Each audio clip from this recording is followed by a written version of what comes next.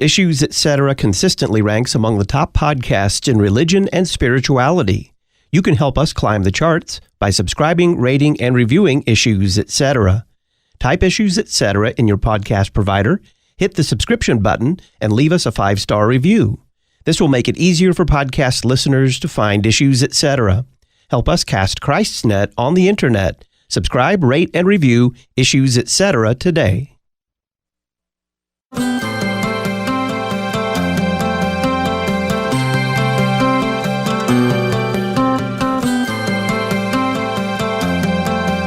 The post has been making the rounds of social media over the last several days. U.S. Secretary of Transportation Pete Buttigieg and his gay partner Chasten Buttigieg, they are in what appears to be a hospital bed, and they're holding two babies, one each, and they say becoming parents. What do you make of that phrase, becoming parents? Where did the babies come from, and where is the mother in all of this? There has to be a mother. Where is the mother in all of this? Welcome back to Issues, Etc. I'm Todd Wilkin. We're going to talk about the adoption of two children by Pete Buttigieg and his gay partner. Katy Faust joins us. She's founder and director of the children's rights organization Them Before Us, co-author of the new book, also called Them Before Us, and a recent column titled Don't Celebrate the Buttigieg Twins, Mother Loss. Katy, welcome back. Thanks for having me again, Todd. So how does this recent adoption of twin babies by Pete and Chasten Buttigieg show us an adult-centered view of adoption? Well, obviously, there's nothing but celebration and congratulations, even though the reality is that no matter how these children came to be in the home of Pete and Chasten, they suffered loss. If they suffered the loss of their mother through adoption, that means they are going to be separated from their birth mother, who's also their genetic mother, and then they're going to suffer loss of a mother in the home. If they were created through surrogacy, then they've lost three mothers separated into three different women: the genetic mother who was an egg donor, the birth mother who was the surrogate, and then, of course, starved of a social mother, the presence of the maternal love that all children benefit from and crave daily as they grow. So that really should be the framework that we look at this through. Of course, it's not. It's simply about adults and what they want, and in some circles, the celebration of how much progress has been made in terms of gay men and gay couples having children. What do you make of that phrase, becoming parents, in the Buttigieg post? It's bizarre, and it's disturbing, right? Because they'll never become parents. These two men are biologically prohibited from becoming parents. They simply cannot become parents without the help of one or two women. I'd say without the sacrifice, the labor, and the costly loss of one or two women. Again, if it's in the case of a birth mother, she's somewhere right now. Her body is recovering, it's mourning, her body is lactating. Very likely she created a bond with those children, and now she is going to live apart from them. You know, when you talk to birth mothers, they don't tend to report a sense of feeling like, hey, that was no big deal. They often mourn. If it's the case of a surrogate, same thing, even though she very likely went into this fully knowing that she wasn't going to hold on to those babies, very likely well compensated for handing them over. And who knows about the genetic mother? But the reality is one or two women were required for these two men to become parents. And the fact that they didn't mention her, she's not pictured. They even seem to bump whoever birthed the babies out of the hospital bed so that they could have a photo op, I think is really disturbing. So I guess what I'm curious about is Chasten Buttigieg has spoken in the press about wanting to adopt unwanted children. I think, I can't remember how he phrased it, but he gave an interview where he talked about wanting to adopt unwanted children. Do you think that they found a mother of twins willing to have the children adopted? Right.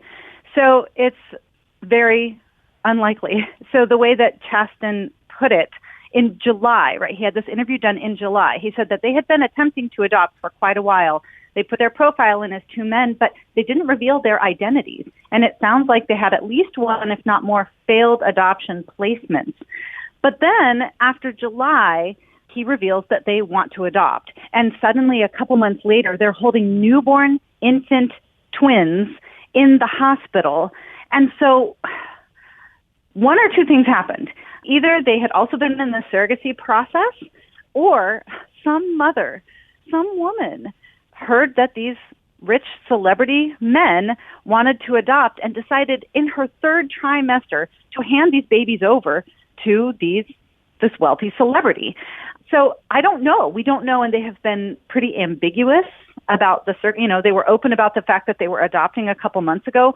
There's been no report, no clarification on how these babies came to be in that hospital bed in their arms. So we don't know. What we do know is that twins that occur naturally are 2% or less of naturally occurring births. That percentage goes up to about 40% when you're talking about children created through IVF, which is, of course, the only way that surrogate pregnancies come to be. And so if you just want to look statistically, especially when you're talking about white infant twins who are come about through adoption, it would be a lot easier to custom order white infant twins if you were going through a surrogacy process. In addition, there's only about 20,000 infants that are adopted every year, with 1 to 2 million couples who are seeking to adopt them. So either they've custom ordered these children, or some woman very likely saw that these rich men, wealthy men, celebrity men wanted to adopt and decided near the end of her pregnancy that she'd hand her babies over to them. From a children's rights perspective, what's the difference between adoption and third-party reproduction? Yeah. You guys honored me by doing a series that went chapter by chapter through our new book, Them Before Us, Why We Need a Global Children's Rights Movement. We spend an entire chapter contrasting adoption and donor conception, but I'll give you the SparkNotes version here. In adoption, the child is the client, right? The goal of adoption, if it's properly done, is for every child who needs a home to be placed with loving parents. But not every adult who wants a kid is going to get one. It is a child-centric institution. In adoption, the adults do hard things, so the rights and needs of children are protected. In the reproductive technology world, it's the exact opposite. The adult is the client. Their needs, their desires, and their checkbook specifically runs the show. That's what's in charge. It does not matter how many children are lost, damaged, left in a freezer to die, separated from their mother and or father. None of that matters. The whole thing is set around catering to the desires of adults. So adoption is an institution focused on the needs of children. Big fertility is a marketplace centered around the desires of adults. So even though both of these scenarios involve children losing a relationship with their mom or dad, adoption supports children's rights. Third-party reproduction violates children's rights. Well, what effects then does intentionally separating a child from his or her mother have? Yeah, that's another big contrast between adoption and donor conception. So in adoption, the adults did not create the family wound. So for example, our adopted son has a wound. He lost his first family. But his father and I did not intend for that to happen. We simply recognized that he had lost that connection with his first family. And through the adoption process, we have sought to try to mend that wound. That means that our son can be open about his identity struggles, if he ends up having them, his sadness around the loss of his first family, because we didn't cause it. We're simply there to try to shepherd him through it. That's not the case for children created through sperm and egg donation and surrogacy.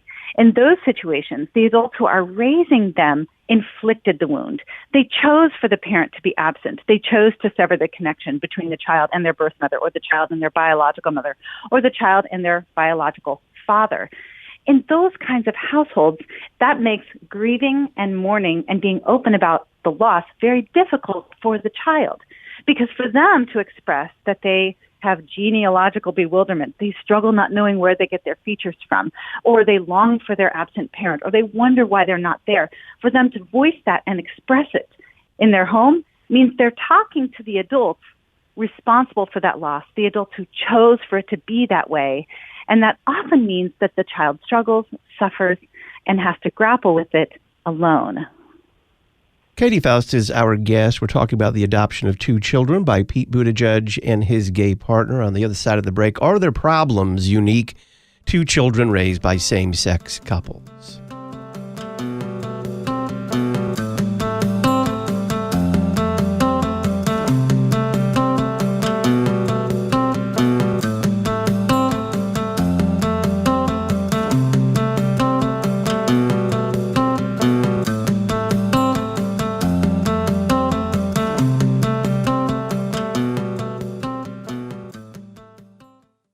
Thanks to our beloved on-demand listeners, Issues Etc. consistently ranks among the top podcasts in religion and spirituality. You can help us climb the charts by subscribing, rating, and reviewing Issues Etc. Type Issues Etc. in your podcast provider, hit the subscription button, and leave us a 5-star review. This will make it easier for podcast listeners to find Issues Etc. Help us cast Christ's net on the internet. Subscribe, rate, and review Issues Etc. today. Truth, freedom, and vocation are the pillars of a Concordia University Chicago education. Through them, we form our students for lives of influence and service for the common good. This is the education American society needs right now. I'm Dr. Russell Don, president of Concordia Chicago, and I invite you to visit us to discover what it means for truth, freedom, and vocation to become the pillars of your future. Learn more at cuchicago.edu. Contending for truth in an age of anti-truth. You're listening to Issues Etc. This week on The Word of the Lord Endures Forever, we continue our trek through St. Mark with the woman with the issue of blood, raising of Jairus' daughter, rejected at home, sending the apostles, and the death of the Baptist, Part 1. Join me, Pastor Will Whedon, for The Word of the Lord Endures Forever, your daily 15-minute verse-by-verse Bible study on demand. Listen at thewordendures.org or your favorite podcast provider. Do you know any military veterans in your church or community? Do you have a passion to support and reach them with the gospel of Jesus Christ? Then Operation Barnabas is for you.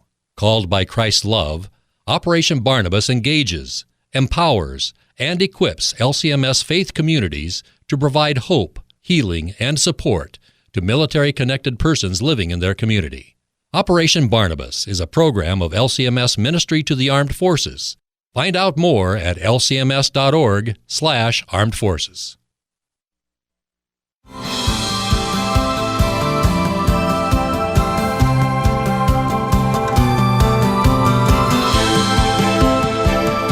Welcome back to Issues Etc. I'm Todd Wilkin. We're talking about the adoption of two children by Pete Buttigieg and his gay partner, Katy Faust. Founder and director of the children's rights organization Them Before Us is our guest. So, Katy, are there problems unique to children raised by same-sex couples? Yes. So there are several issues. The first one is they are always going to be separated from either their mother or their father. That's the real issue. So we talk about this in our book, but the problem with gay parenting is not the gay parent. That a gay man can be a wonderful father, a lesbian can be a wonderful mother, but the mother will never be a father, the father will never be a mother. You can never replace for the biological parent who is lost. And so the first issue with gay parenting is that kids may have these identity struggles that is inherent with any child who grows up without their biological parent. The second one is, obviously, they're losing that gender balance, right? Both mother and father contribute distinctly to child development. Moms and dads are really different. Men don't mother, women don't father. Kids need both. Men and women give different things to kids, and not only is it developmentally optimal, but kids crave it. So that's one thing that we've observed, and when we've been gathering the stories of kids who are raised by same-sex parents, is even if they are well-loved by two moms or two dads, they crave and they long for the love of a mother or the love of a father. And we have coined that phrase mother hunger or father hunger. And it's incredibly common. So that's another issue, right? First, they lost their biological parent. Second, they have this mother hunger or father hunger. And finally, there is a trauma that goes along with and diminished outcomes that accompany losing your parent. And it doesn't matter whether that happens by death, divorce, abandonment, or third-party reproduction, which are the four ways that children can find themselves in the home of a same-sex couple. All of those different losses translate into reduced outcomes for kids. So that is what we know about kids who are in same-sex headed households. So I think it's very interesting that people like to say, well, studies show that there's no difference between kids who are raised in same-sex headed households versus opposite-sex headed households. Because whenever we are studying family structure, sociologists agree on all of those things when we're not talking about same-sex parenting. They all agree that biology matters in the parent-child relationship, gender matters when you're talking about parenting, and children suffer when they lose a parent. And so it's amazing to me that people believe this no difference lie when it comes to the studies, and we rebut that in our book pretty strongly. But the reality is those studies are methodologically flawed. The consensus is and continues to be that children fare best when raised in the home of their married biological mother and father. I want to emphasize the fact that you said right there at the beginning of your response that this really has nothing to do with the sexual orientation of the parents. This has everything to do with missing a biological parent. That's right. It has everything to do with the biology of the parent, both the biological connection between the parent and the child and the biological sex of the parent. And so, yeah, that's exactly right. Your sexual feelings and your romantic inclinations really don't factor into this a whole lot. Sexual orientation should not be the basis for marriage and has never been. Rather, maleness and femaleness has been the basis for marriage and parenting because that is the irrefutable biological reality that is self-evident, obviously. And that is why it deserves to be recognized and respected within family law. Are you saying that Pete Buttigieg and his husband, Chasten, are not going to be good parents, or that because they have undertaken, let's say worst case scenario, that they custom ordered these children for themselves and that they're not just one mother, but perhaps several mothers that are being left out of this and that these children will never know? Are you saying that thereby they are knowingly violating these children's rights? Well, I'll tell you, either in adoption or if you're talking about a third-party reproduction situation, the child's needs were not put first here. Obviously, there were married mother-father couples who, probably thousands and thousands, who would have eagerly benefited, begged for, longed to have these two children placed in their home. So this was not an issue of, oh, there weren't married mother-father homes available.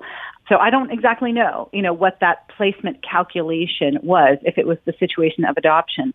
But adoption being in the best interest of children as an institution that protects children's rights, one of those factors has to do with prioritizing and elevating a home where a child can receive both maternal and paternal love. So that calculation did not happen in this case, in the case of adoption. And if it was a surrogate-born pregnancy, then it was the utter intentional obliteration of a child's right to their mother. And like you said, I bet there's a good chance that both of these men are going to be good fathers. And that's great. Kids need fathers. But 2 fathers or 10 fathers can never be a mother. In my work, cataloging the stories of kids with same-sex parents, there's quite a few that I've run into who, for example, had 2 moms. And very often, one of the moms was more masculine and one of the moms was more feminine. I have yet to hear one of those kids say, hey, that butch mom of mine, she satisfied my longing for a father. Kids don't want just any 2 parents. They want the love of their mother and the love of their father. And 2 men are never going to be able to replace that. They'll never be able to replace what this child has lost. The caption, as we mentioned before, of the Buttigieg post with the children was becoming parents. What should the real caption on that picture of Pete and Chasten Buttigieg be holding their adopted children? Yeah, that 2 wealthy, affluent celebrity men have sentenced 2 children to a life of motherlessness.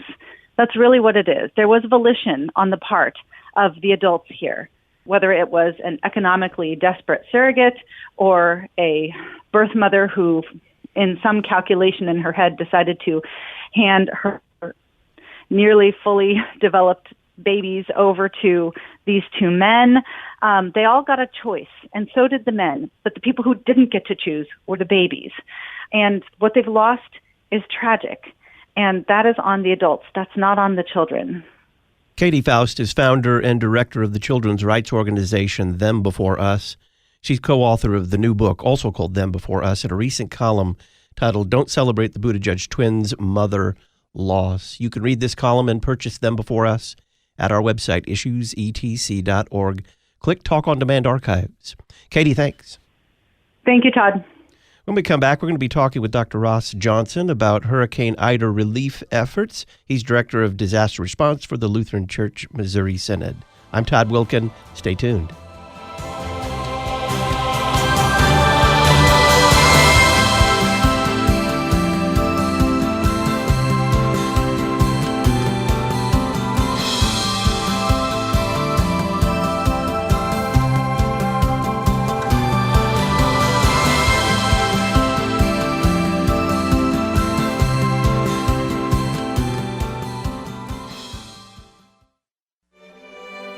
We know that you want to build your family on the right foundation from the very start, the foundation of Jesus Christ. Concordia Publishing House offers more than 8,000 products for churches, schools, and homes, dedicated customer service, and an experienced staff to help you focus on what matters most.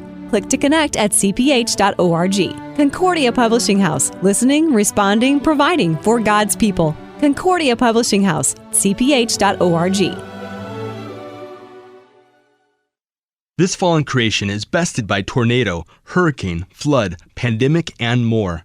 LCMS Disaster Response helps our congregations, their pastors, and other church workers to reach out to their members and neighbors with mercy which flows from Christ to altar.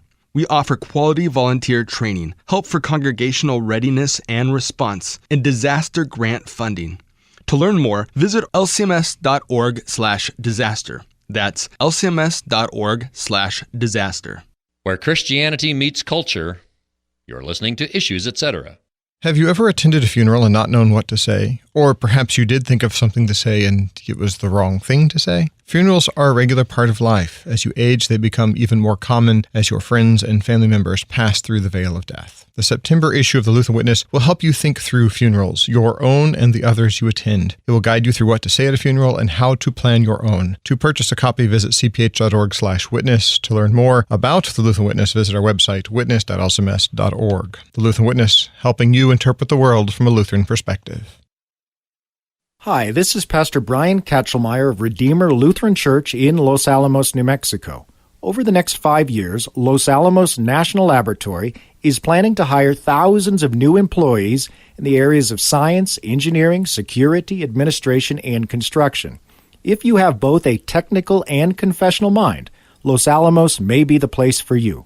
I invite you to explore the possibilities on the websites for the town, laboratory, and Redeemer Lutheran Church.